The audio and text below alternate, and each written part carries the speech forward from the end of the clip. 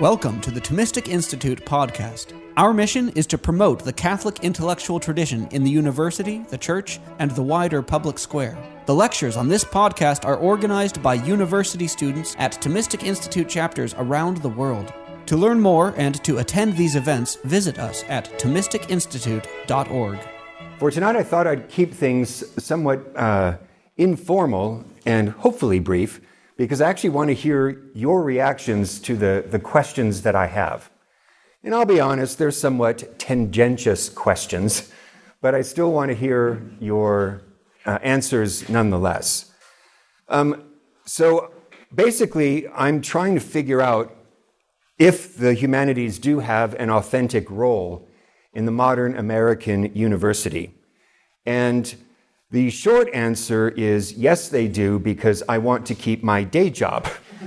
I teach in the Great Texts program, so I have to be perfectly honest with you. I have a very vested interest in wanting to see the humanities continue to thrive in the university.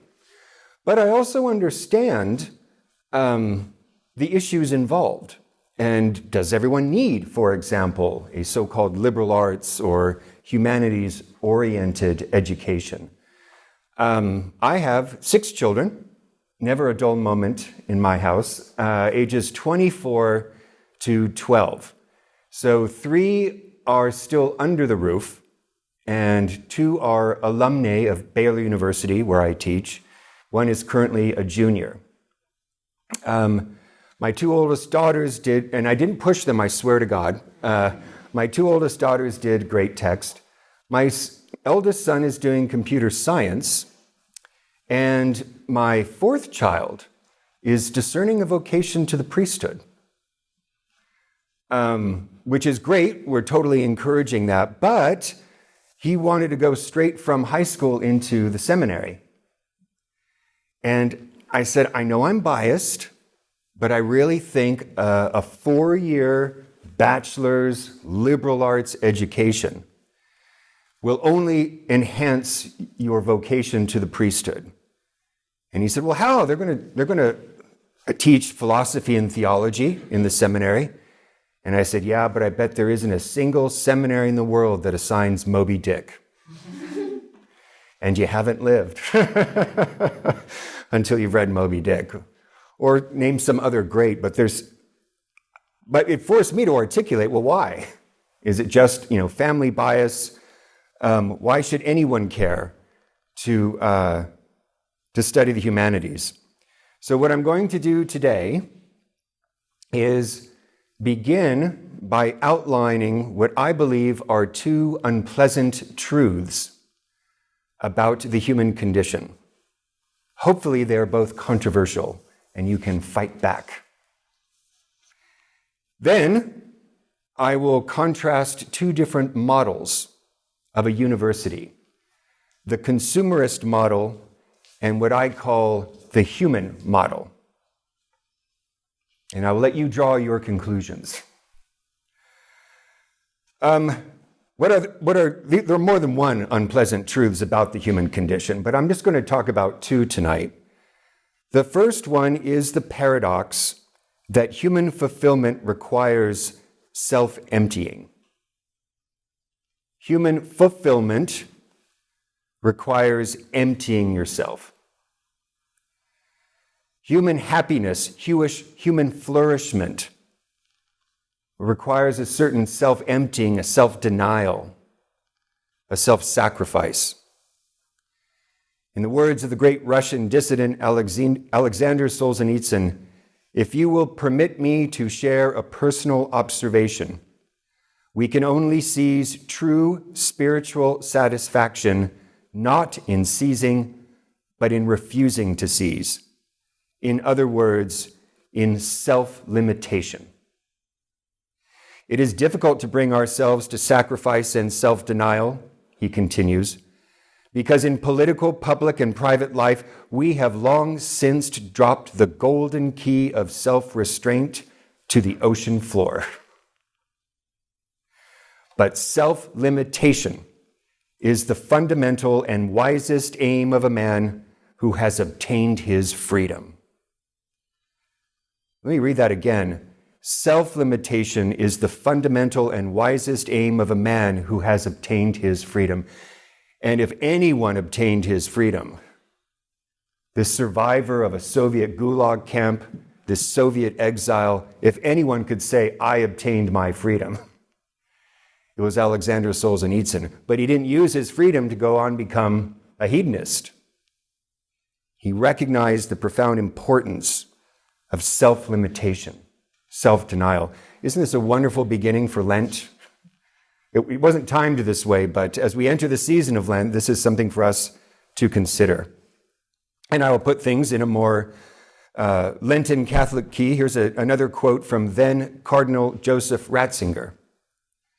You are built for love, and therefore you are built for giving, and therefore you are built for renunciation, for the pruning of yourself.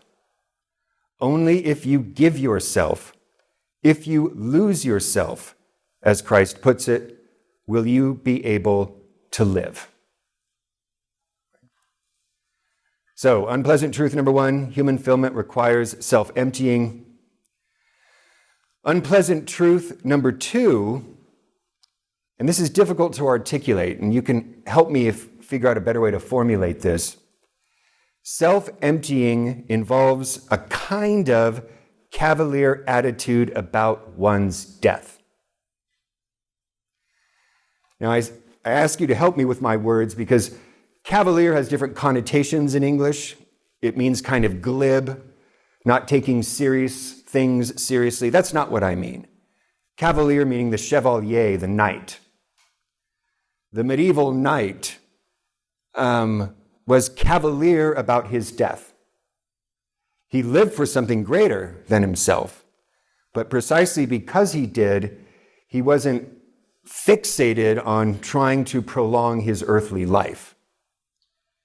He fought, but his own life, take it or leave it. Right? That's the original sense of cavalier that I'm aiming at. Self-renunciation means willing to go all the way. There is no greater love than that a man should give his life for his friends, our Lord solemnly tells us. True love is not grabbing, it is not seizing, it is being seized and gladly suffering for the sake of love. In other words, to truly love and truly live, we must not stand in fear of death, or at least we must not see it as the greatest evil.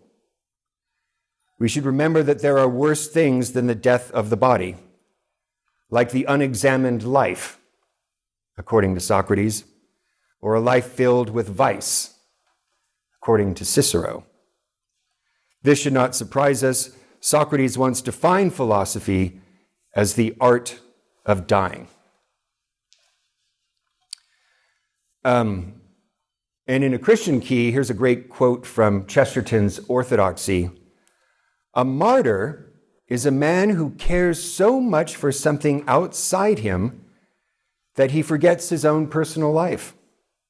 The martyr is noble exactly because however he renounces the world, he confesses an ultimate link with life. He sets his heart outside himself. He dies that something may live. And again, we think of the New Testament. Christ Jesus thought it not robbery to be equal with God, but emptied himself, taking the form of a servant, humbling himself, becoming obedient unto death, death on the cross. So, my two unpleasant truths, self-emptying and a certain acceptance, coming to terms with death. Now, when it comes to the modern university, it seems to me that you can distinguish two different models. And the first is what I'm calling the consumerist model of the university. Consumerist in the sense that there's a way in which both the university and its students are in it for consumerist reasons. the students may choose this particular university because it will maximize their chances at getting a good job. So they are shopping the market and they're looking for the car that can get them the fastest to their destination. And the destination is itself a consumerist destination, right? They want the best university because it will get them the best job, which will get them the most money, so they can be what? Consumers, right? So the whole thing from beginning to end is consumerism. And the same can be said for the university. There are some universities that are interested in ever-increasing freshman acceptance rates because everyone has a dollar sign over their head, right? So administrations have to struggle with, are we here on God's green earth to make a profit, like a business, or do we have some other kind of purpose? It seems to me that the consumerist model of the university can be characterized by at least 3 different characteristics. One is they understand knowledge as a form of seizing. Think of the famous line from Francis Bacon, knowledge is power. In other words, if you were asked the consumerist, why do you want knowledge? The answer would be, knowledge will help me get more. More knowledge means more leverage. It means more power. It means more influence. For modern Western history, why was knowledge so important in modern science? Had nothing to do with wisdom. It was the technological conquest of nature.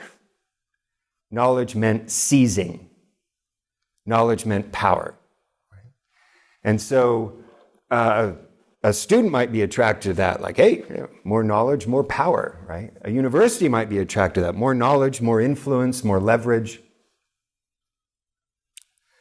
But the second thing I would say about the consumerist model is, with this understanding of knowledge as a form of power comes a fragmented specialization,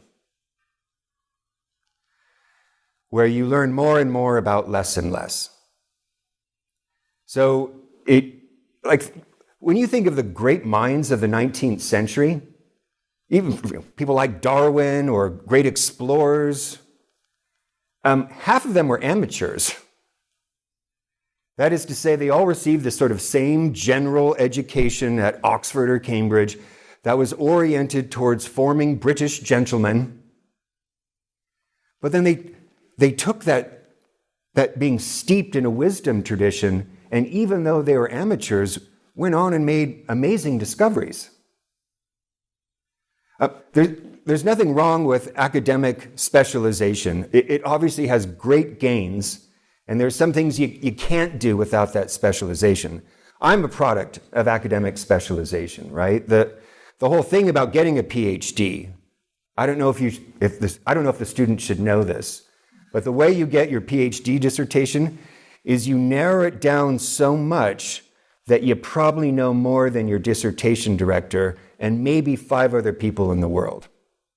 Now, what the only cost is, it's probably the most boring topic on God's green earth. Because of all the billions of people on the planet, and you're the only one interested in this, and maybe 5 other people, it's pretty pathetic. But you'll get your PhD, right?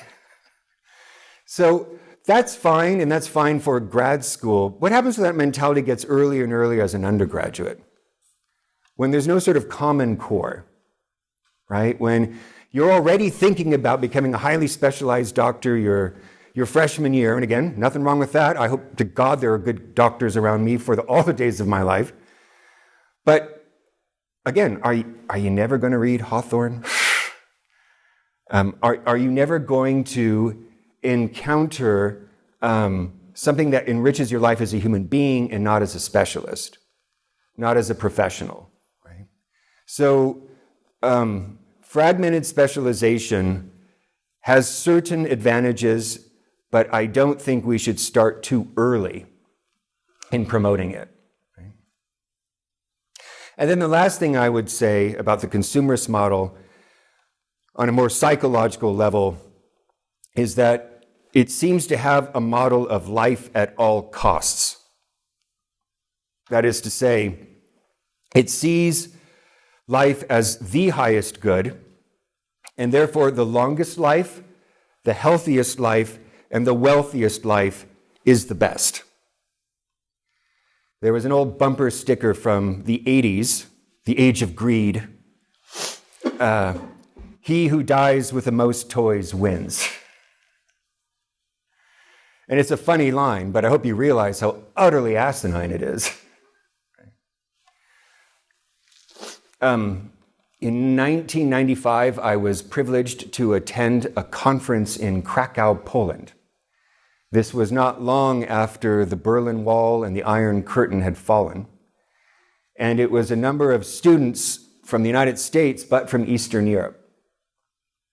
And there was one man there, this really handsome, strong Slavic Ukrainian man.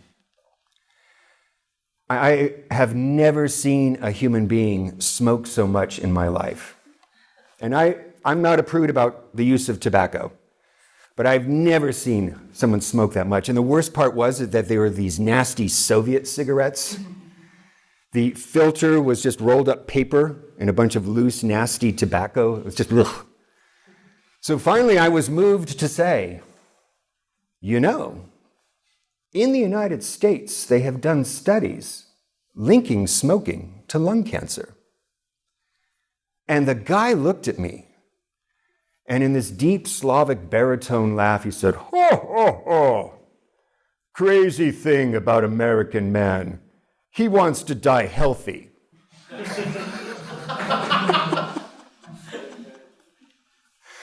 Like, actually, I kind of want to die healthy under those circumstances as well, but you can understand the point. There's a way in which thinking that, you know, the longest life, the healthiest life, the wealthiest life is the best life, I don't know. That privileging of life at all costs seems to have certain priorities wrong. So those are my three characteristics of the consumerist model. And let me move now to what I call the human model of the university. I'm not trying to be glib by calling it the human model as opposed to the other one, but there is something dehumanizing about only seeing yourself as a consumer, right? One of the things that makes the twin extreme economic systems that we have today, capitalism and communism, one of the things that is problematic about them both is a tendency to be reductionistic. It's a tendency to see the individual or the citizen as a mere consumer. Right? Now, for the record, one of them is a heck of a lot worse than the other. I'm just talking about reductionistic tendencies. Whereas the human university is to a human scale. It's looking at the whole person and not just a certain aspect of that person's existence. So, for example, in a human university, knowledge is not a form of seizing, it is a form of being seized.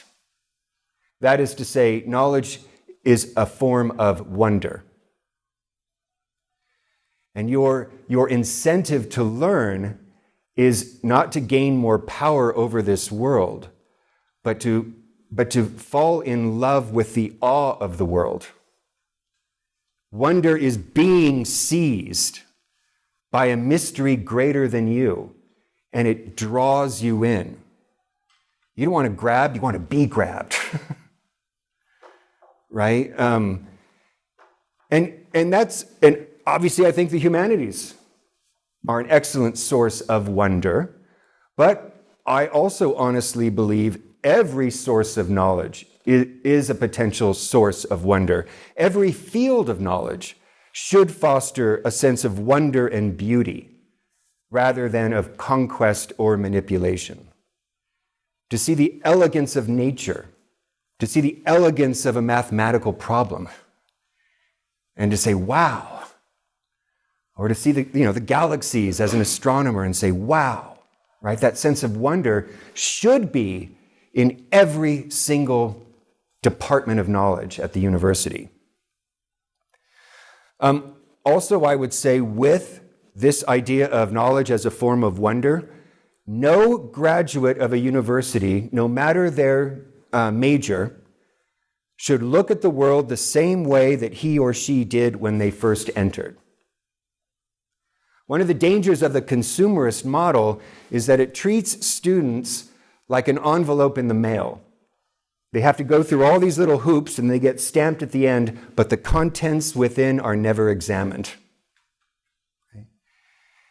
If you go through 4 years at Clemson and your internal contents have never been examined and you see the world the same way as you did as a freshman, you deserve a full refund. Don't quote me on that, though.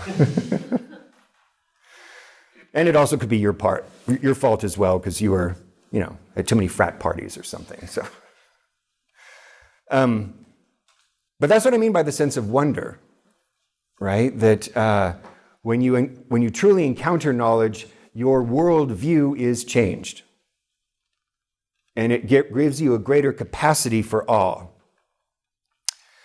The second thing about the human model of the university is that it does not treat knowledge as fragmented, but as integrated, as leading towards wisdom. Right? That these are not competing departments, but they are all pushing us towards an integrated view. And in this respect, the STEM fields and the humanities should be working hand in hand. They are complementary.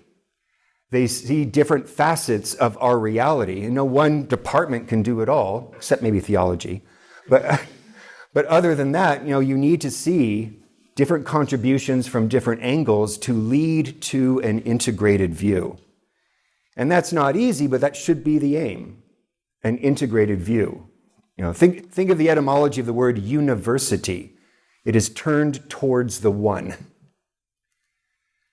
Every class, every department should be turning towards the one, that one single unified vision that is wisdom.